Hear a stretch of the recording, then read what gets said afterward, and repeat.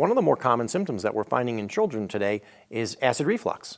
And there are really two pathways to get there. When we talk about the sympathetic nervous system, fight or flight, and the parasympathetic nervous system, rest and digest, well, when we lay down and go to sleep at night, we're supposed to be in parasympathetic drive, meaning the rest and digest. And during that parasympathetic drive, basically we have our digestive system functioning perfectly. So the food goes in one end and comes out the other. It's a one-way street all the way through. That system works beautifully when we are sleeping and in parasympathetic mode. But when we're breathing poorly, our body turns on the fight or flight mechanism, which when you activate sympathetic drive, you turn off parasympathetic. So basically activating fight or flight shuts down the rest and digest function. The digestive system is one of the things we technically don't need while we're in fight or flight.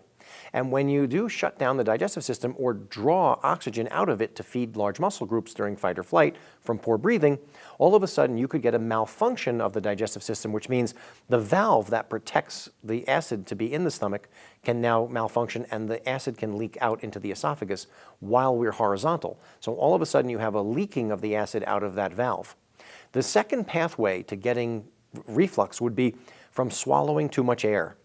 And so it's an interesting dynamic, but what happens is when we have proper tongue function and strength, the tongue will compress to the roof of the mouth and with a vacuum swallow the contents of our mouth, the liquid or the food, without swallowing air.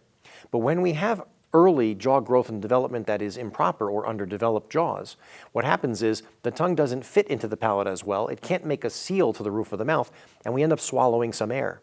So if we're going to be swallowing air with every single swallow, which is a lot per hour, all of a sudden the air goes down the esophagus. It starts to fill up the stomach.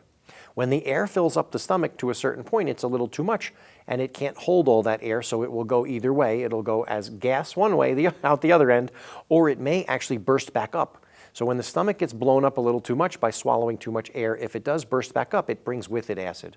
So the two pathways for getting acid reflux are we just have a dysfunctional swallowing pattern where we're swallowing too much air, or when we lay down to go to sleep, we are breathing so poorly that our fight or flight system kicks into place, shutting down the rest and digest parasympathetic drive, and now we have a malfunction in the digestive system that allows the acid to leak into the esophagus.